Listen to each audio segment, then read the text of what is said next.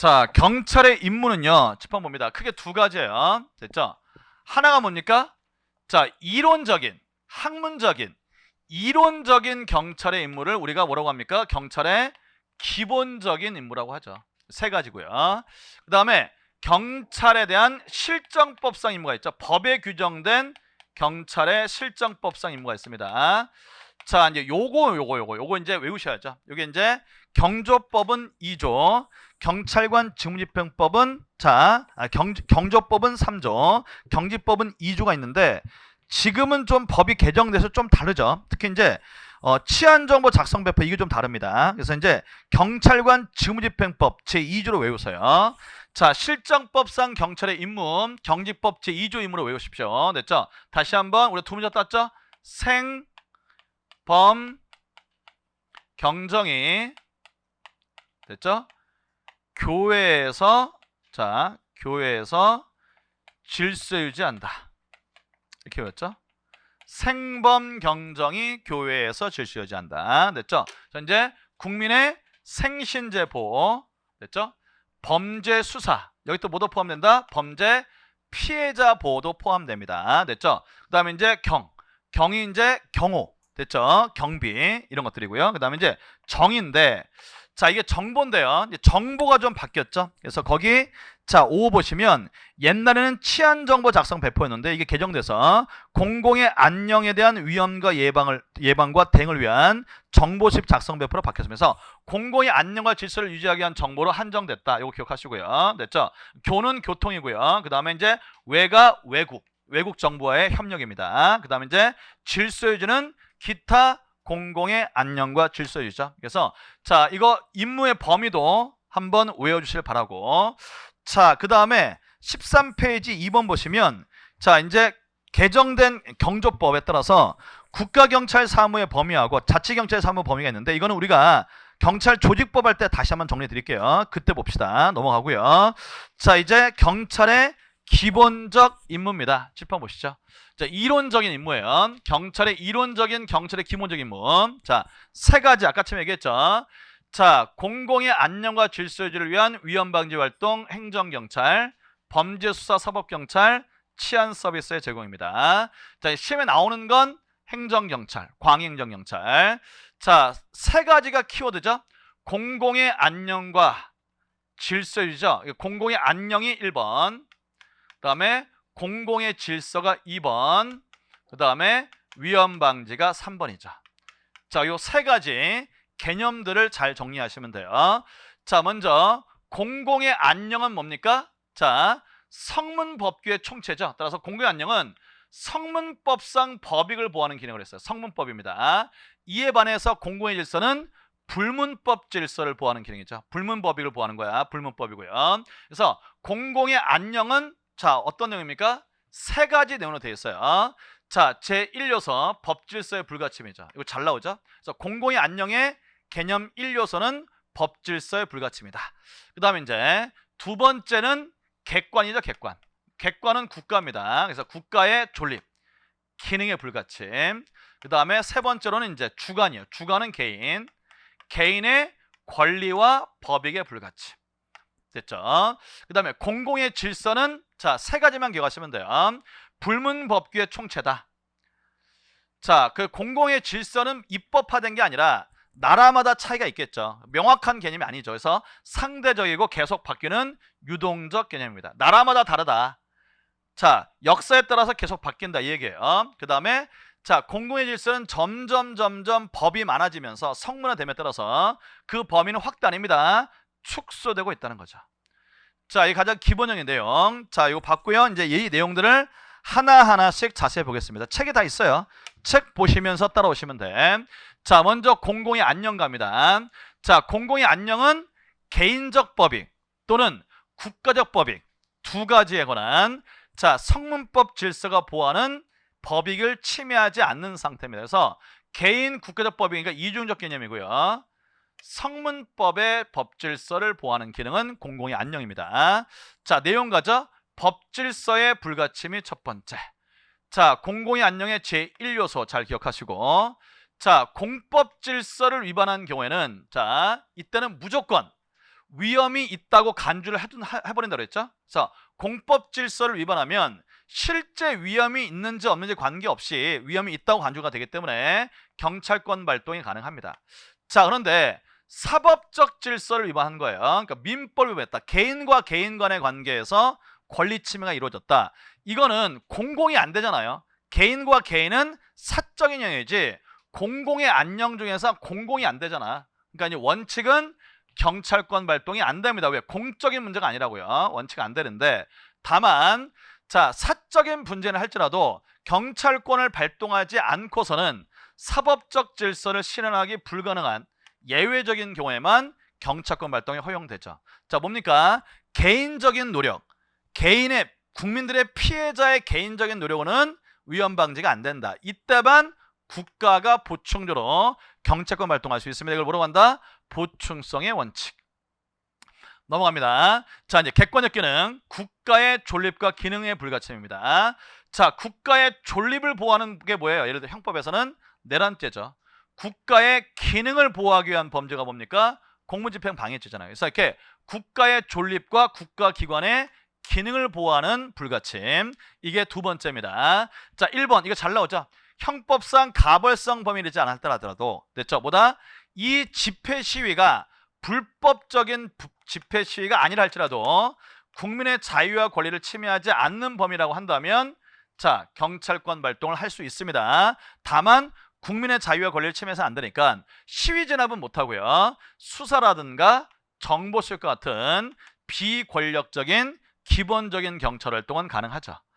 자, 그 다음에 자, 이 부분은 무한정 확대돼서는 안 됩니다. 무한정 확대되면 국민의 기본권을 침해할 수 있으니까 국가기관에 관한 건전하고 정당한 비판을 하는 정도라면 이건 허용되는 것이기 때문에 경찰이 개입할 수 없죠. 자, 그 다음에 개인의 권리와 법익의 불가침입니다. 자, 1번 이때 개인의 권리와 법익에는 자, 사유재산적 가치만 인정되면 다 돼요. 그래서 유형, 눈에 보이는 재산적 가치도 되고요. 눈에 보이지 않는 무형의 권리도 포함된다. 이거 조심해야죠. 두 번째, 자, 경찰권을 발동하는 경우를 할지라도 이 경우에도 그러니까 이때만 발동하는 거죠. 개인의 노력으로는 위험 방지가 안 되는 보충적인 경우에만 경찰을 발동할 수 있는데 이때 경찰권의 발동도 어떻게 된다? 종국적인 분쟁을 해결하는 것이 아니라 현재 있는 위험을 방지하는 잠정적인 보호에 국한돼야 됩니다. 분쟁에 대한 최종적 해결은 개인과 개인끼리 민사소송, 민사법원에 의해서 해결하는 것이고요. 됐죠? 자, 공공의 안녕 이 정도 정리하시면 돼요. 책 보시면서 따라오시면 돼. 자, 지금 외우려고 하세요. 넘어갑니다. 공공의 질서, 불문법규의 총체다. 두 번째, 상대적 유전적 개념이다. 자, 이거는 명확하지 않은 내용이기 때문에 공공의 질서에 해당되느냐, 공공의 질서가 아니냐를 판단할 때는 헌법에 따라 판단하는데 엄격한 합헌성을 요구된다는 거예요. 됐죠? 그래서 엄격한 합헌성 요구된다. 이것도 잘 기억하시고 됐죠? 자, 그 다음에 이 개념의 범위는 성문법, 성문법으로 공공의 질서가 점점 법전화되고 있기 때문에 그 범위는 점차 확대 아닙니다. 축소된다. 요것도 잘 기억하시고 자, 넘어갑니다. 자, 그 다음에 이제 가장 중요합니다. 위험 갑니다. 위험. 자, 위험하고 손해의 개념은 반드시 기억하라고 그랬어요. 자, 위험은 뭡니까? 경험칙상 판단하는 거죠. 이 상태를 가만히 놔두면 가까운 장래입니다. 공공의 안녕질서에 대한 손해가 나타날 수 있는 충분한 가능성을 말하죠. 가능성. 자, 손해는 뭡니까? 법익에 대한 객관적인 감소가 발생한 상태죠. 따라서 현저한 침해만이 손해에 해당되고 단순한 성가심이나 불편한 상태는 손해가 아니라고 그랬어요. 그래서 경찰권 발동 안 됩니다. 자, 그 다음에 이제 종류 갑니다. 자, 먼저 첫 번째, 자, 구체적 위험, 추상적 위험이에요. 자, 이건 뭐에 따른 분류입니까? 위험을, 자, 위해가 현실화될 정도. 이 위험이 손해로 현실화될 그 정도.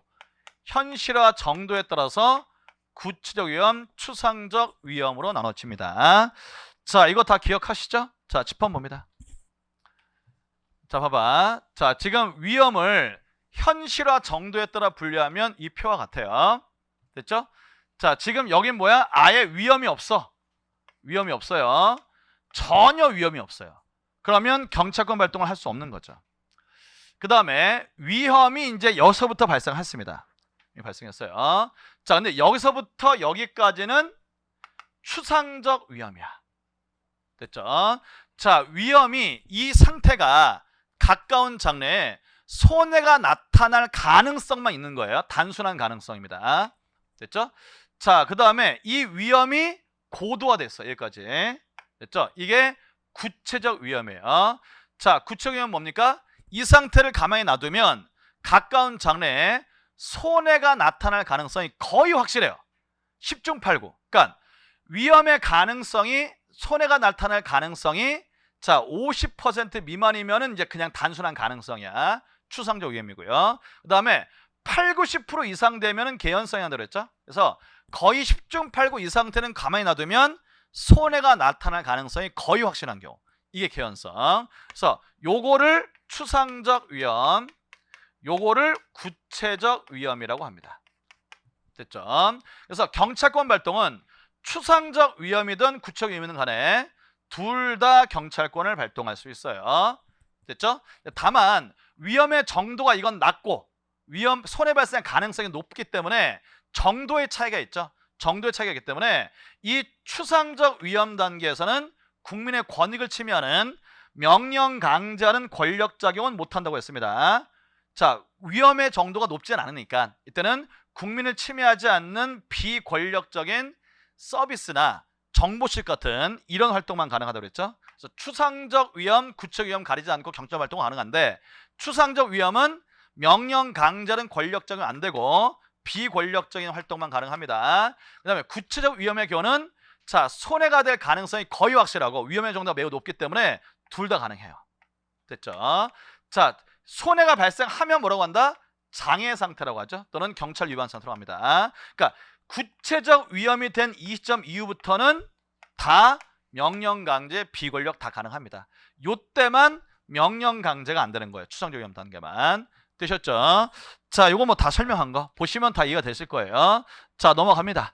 자, 이렇게 구체적 위험, 추상적 위험 기본 개념 다 봤고요. 내용은 안 보겠습니다. 여러분들 한번 보세요. 자, 그 다음에 이제 경찰상 위험의 특징입니다. 경찰상 위험은 위험이 있어야 구체적 위험도 괜찮고 추상적 위험도 괜찮은데 위험이 있어야만 경찰권을 발동해요. 따라서 위험이 전혀 없어요. 위험이 전혀 없으면 경찰권을 발동해서는 안 됩니다. 이걸 뭐라고 한다? 경찰은 위험이 발생하기 전에 사전에 배려하는 활동은 안 된다. 그래서 경찰은 사전 배려 원칙에 적용되지 않는다고 봐요. 넘어갑니다. 2번. 자, 경찰권 발동은 경찰 개입의 위험은 경찰권을 발동하기 위한 필수 요건입니다. 그러니까 위험이 없으면 경찰권을 발동할 수 없습니다. 근데 위험은 꼭 있어야 되지만 보호법익이 필수적으로 존재하는 것은 아니다. 됐죠? 요 문구 시험에 잘 나오니까 위험은 경찰권 발동의 필수 요건, 하지만 법익 침해가 필수 요건이 되는 것은 아닙니다. 됐죠? 제가 그 예를 뭐라 들었어요? 자, 새벽 3시에 교통법규 위반해서 횡단보도 신호등이 보행자 신호등이 녹색등이 그냥 지나가는 거. 됐죠? 이거 뭡니까? 자, 위법이죠. 공법질서 위반입니다. 위험이 간주가 되죠. 경찰 발동할 수 있다고. 근데 이 경우 뭡니까? 법익을 침해하는 상태는 없잖아요. 됐죠? 그래서 보호법익이 필수로 존재할 필요는 없다. 됐죠? 자, 그 다음에 위험은 이거 잘 나오죠? 주관적 추정을 포함한 객관화된 위험을 말합니다. 이 의미는 좀 이따 말씀드리고, 자, 그 다음에 위험이 현실화되면은 손해 상태가 되는 거죠. 이걸 손해 상태를 경찰 위반 상태, 손해 상태를 경찰 장애 상태라고 부릅니다. 됐죠? 자, 위험은 이 정도 보시면 돼요. 책에 다 있는 겁니다. 됐죠? 넘어가죠. 자, 이제 위험의 종류 중에서 위험의 인식에 따른 종류예요. 위험의 인식에 따른 종류. 자, 이거 뭐 수업 시간에 다 한 거기 때문에 보시면 다 이해가 될 겁니다. 자, 보세요. 객관적 위험 상태고요. 주관적 위험 상태입니다. 자, 객관적 위험 상태는 뭐야? 일반인이 기준이야. 내가 기준이 아니고, 내가 경찰관인데 내가 기준이 아니라 일반인들이 봤을 때 위험한 상태, 객관적 위험이에요. 주관적 위험은 뭡니까? 경찰관, 내가 기준이야. 내가 기준이야. 자, 그래서 두 개 나눠서, 자, 일반인이 봐도 위험이고 내가 봐도 위험이고, 위험이야. 경찰 발동할 수 있어요. 일반인이 봐도 위험 아니고 내가 경찰관이 봐도 위험 아니라고. 위험 아니라고요. 경찰 발동 안 된다고요. 문제는 뭐다? 불일치하는 게 이제 문제예요. 불일치하는 게. 됐죠? 자, 그러면 시험에 잘 나오는 건 요거죠. X5입니다. 자, 뭐야? 객관적으로는 위험한 상태가 아니에요. 누가 봐도 이건 위험이 아니야. 근데 내가, 경찰관인 내가 위험하다고 잘못 인식한 거죠. 자, 그럼 이 경우는 이제 두 가지가 있습니다. 외관적 위험이 있고 오상 위험이 있잖아요. 됐죠? 자, 외관적 위험은 뭡니까? 여기 나와 있죠? 자, 경찰관의 귀책 사유가 없는 경우입니다. 경찰관에게 귀책 사유가 없는 거예요. 그러니까 뭐냐면 위험이 없는데 경찰권을 발동하는 경찰관이 위험이 있다고 판단한 건데 이 경찰관의 판단이 뭡니까? 아무런 잘못이 없어요. 그래서 합리적이고 객관적으로 판단을 해봤더니 위험이 있다고 오해할 수밖에 없는 경우입니다. 따라서 이때는 경찰관에게 아무런 잘못이 없다고요. 귀책 사유가 없어요. 됐죠? 이건 뭐다? 경찰상 위험에 해당된다고. 동그라미. 따라서 경찰상 위험에 해당되기 때문에 이때 경찰권 발동 가능하고요. 가능하기 때문에 경찰권 발동하면은 적법이에요. 따라서 적법한 경찰권 발동이기 때문에 경찰관 개인은 민형사상 아무런 책임을 지지 않습니다. 하지만 적법한 공권행사니까 국가는 여기에 대해서 손실보상 책임을 지게 되죠. 됐습니까?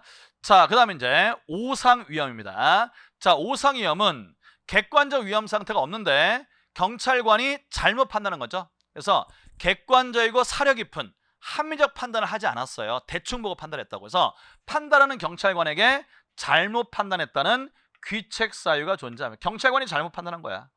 이거는 경찰상 위험이 안 됩니다. 그래서 이건 경찰권 발동 안 돼요. 경찰권 발동을 만약에 했다면 그건 위법한 경찰권 발동이기 때문에 경찰관 개인은 민형사 책임도 지고 당연히 징계 책임도 받겠죠. 위법한 경찰권 발동이니까 위법이니까 국가배상, 손해배상 책임이 국가에게 인정됩니다. 됐죠? 자, 그러면 보다시피 자, 우리 경찰권 발동에 의한 위험은 뭐예요? 객관적인 위험이 되면은 경찰상 위험이 되는 거죠. 다. 근데 객관적 위험 상태가 없지만 요것만 외관적 위험도 경찰상 위험이라고 했잖아요. 그러니까 뭐가 포함됩니까? 주관적인 위험의 일부가 포함됩니다. 그래서 경찰상 위험은 이 두 개예요. 그래서 뭐라고 얘기합니까? 경찰상 위험은 객관적 위험이지만 주관적 추정을 포함한다고 얘기하는 겁니다. 왜? 이게 들어가니까. 됐죠? 이 말 잘 이해하시면 돼요. 어렵지 않습니다. 자, 그리고 책을 잠깐 볼게요. 책을 보시면 16페이지. 자, 거기 위험 혐의 안 했죠? 위험 혐의만 잠깐 볼게요. 16페이지. 16페이지 위험의 인식 3개죠. 오상위험, 외관상위험, 위험 혐의인데 위험 혐의 잠깐 보시면 자, 위험 혐의는 뭐다? 이거죠. 자, 보세요. 위험 혐의는 자, 이건지가 판단이 안 되는 경우, 불분명한 경우입니다. 됐죠? 그러니까 객관적 위험 상태가 있는지 없는지 그 판단이 불분명한 경우입니다. 됐죠? 자, 해커스 학원에 폭탄 설치했다고 전화 신고가 들어온 경우. 자, 이게 진실인지 아니면 장난질한지 판단이 안 서잖아요. 됐죠? 이런 경우가 이제 위험 혐의예요. 됐죠? 자, 그럼 위험 혐의는 1번 개념. 실제 객관적 위험의 가능성은 예측될 수 있지만 이성적 객관적 판단할 때 위험이 진짜 있는지 실현이 불확실한 경우입니다. 특징. 자, 이 경찰권 발동을 할 수 있냐는 건데요. 자, 존재가 명백해질 때까지, 즉 위험이 있는지 없는지가 확인되기 전까지는 명령 강제하는 국민의 권익을 침해하는 경찰권 발동은 안 되지만 정보 수익과 같은 비권력적인 이게 위험이 진짜 맞는지를 확인하는 예비적 작용, 비권력적 경찰권 발동은 가능하다고 봅니다. 기억나시죠, 여러분들? 자, 나머지 범죄 수사나 치안 서비스 제공은 여러분들이 한번 읽어봐 주시길 바랍니다.